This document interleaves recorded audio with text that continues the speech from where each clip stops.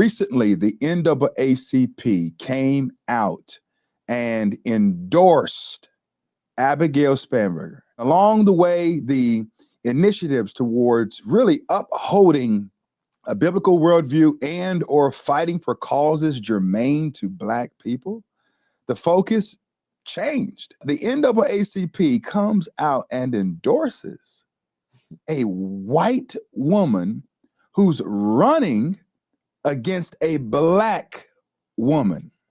I haven't seen any riots. I haven't seen any marches. Where is Jesse Jackson?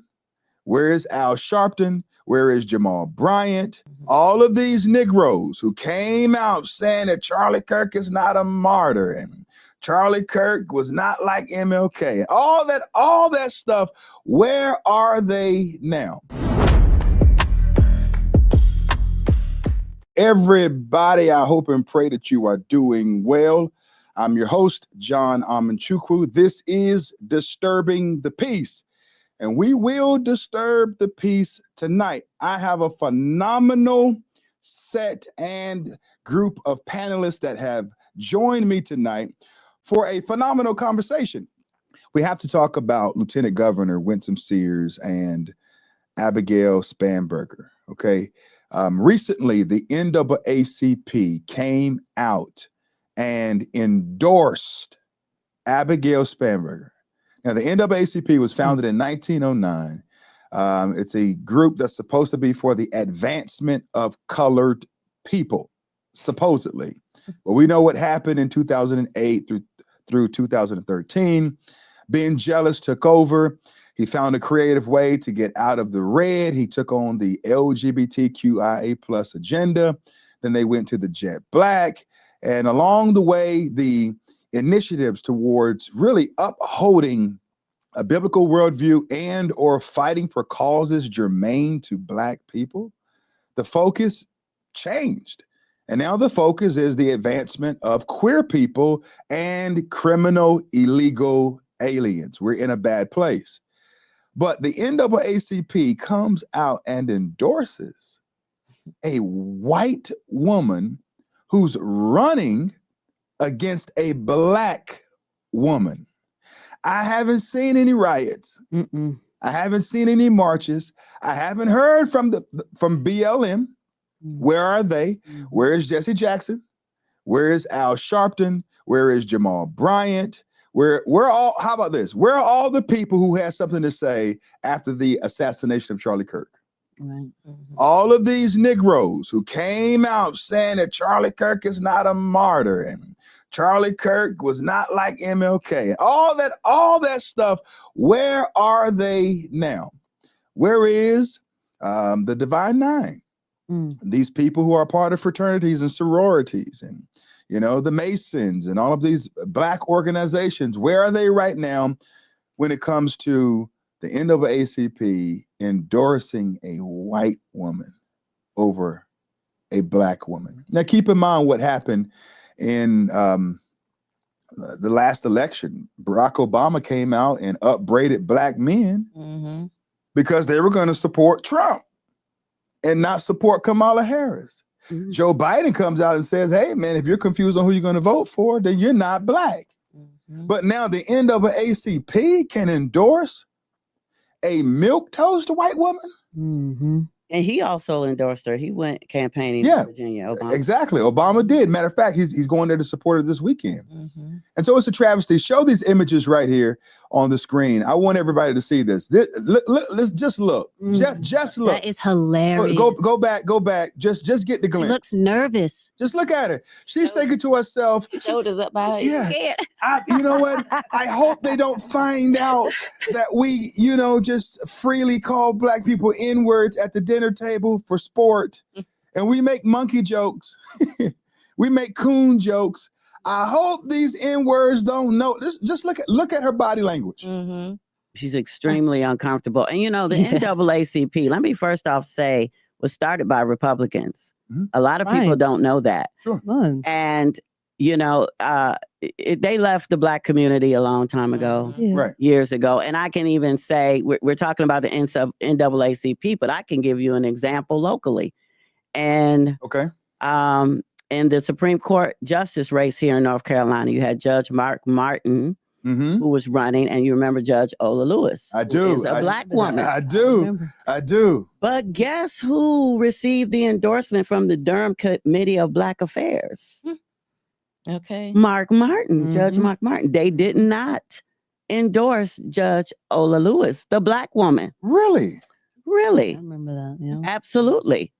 And did anybody call them out on it? No. No. Because you only can lead with your blackness to trigger black folks to vote for you. Yes. Okay. This is why they're not saying anything. And unfortunately, I hope Spanberger loses. From last I checked, the numbers, Winsome Sears is up. And so hopefully she'll, lead to victory, all the way to victory. She can pull it become through. our next black female conservative governor. The first. She would be the first. Jamaican. She would actually be the Jamaican. Be the first. I have some more pictures here of this. Just take a look at it. Just look at that. That's sad. Oh, right there. My goodness. Look at sis. Look at sis. She probably has on Chucks and pearls. Okay. Just look at her right there. She's all close and just enjoying life. And look at Abigail. These dummies, these fools. You're looking at Margaret Sanger 2.0. Oh yeah. When you look at that smiling face right there, it's fake. It's fake. Look at all these political chumps. Chump number one. Look at the tight lip sissy chump right there. Yes. With the braids going to the back. Okay. His mouth is tight. That's a sissy. I know one when I see one. That's one right there. Okay. The lady that's holding up the camera, she's just excited. She's just glad to be here. She's got the crazy eyes too. Your crazy eyes too stretched. Yeah, the crazy eyes. And sis, that wig is awful. Gots to go. God Almighty. Yes. Pull it back. Where did she get it from? All right. So what's going on? Next picture. Next picture. Oh, there we go.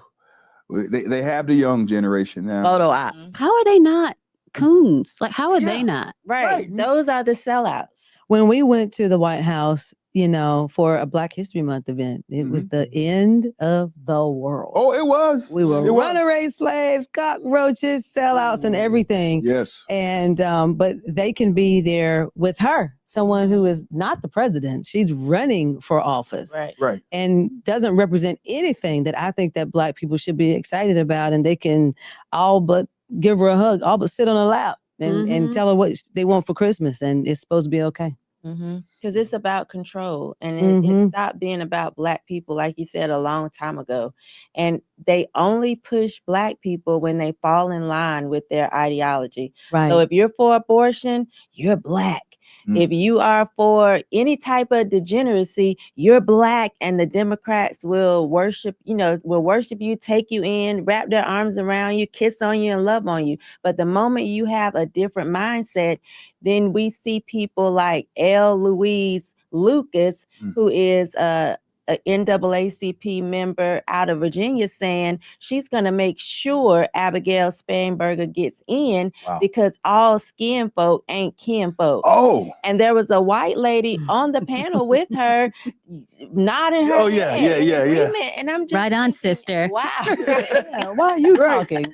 Yeah. And I'm like, co-signing it. Yeah. In their face. In their faces. And I'm just like, wow, when just a year ago, as you said, we had Obama chastising Black men, saying, hey, this is somebody who grew up like you, went to school with you, knows the struggle, know your pain and your struggle. But now all of a sudden, all skinfolk ain't kinfolk, and I'm like, they are just, the curtain is pulled back and the jig is up. If people are smart, they will see they only talk about race when it benefits them. But any other time, they will holler, we're not a monolith. Well, you're normally a monolith. What do you mean? You're right. But let's talk about the Black Democrat woman, Michelle Obama herself, who were telling Black women to go against their husbands to vote for Kamala. Yes. Okay. And let me just say this to that topic about, all folks ain't skin, whatever, Right. skin folks and kin folks. You had, oh God, just lost my train of thought. Oh, come back to me. I'm sorry. I just lost my train of thought what I was going to say when I said about Michelle Obama. Oh, here's the caveat. What we found out from during Kamala Harris's campaign was a lot of these organizations, Roland Martin, Yes. Oprah Winfrey, Paid. Beyonce, Cardi B, all of them were getting paid. Yes. Yes. So not a lot of them really agree with these politics. You had Candace Owens, who even said, and I'll bring her name up for a reference point, that behind the scenes, some of these celebrities would email her and encourage her to keep talking because they agreed with her, but they couldn't come out and say it openly. Right. And the NAACP, we know, gave $20 million to Kamala's, or to rally Black voters to vote for Kamala Harris. Right. And they bring in tens of millions of dollars in revenue every year. But when I was trying to figure out how much of that money goes back specifically to the Black communities, there weren't any good records, you know. And so I'm just thinking, where is all this money going? And we constantly see that every now and then there's someone from the NAACP who's caught in some type of financial scandal.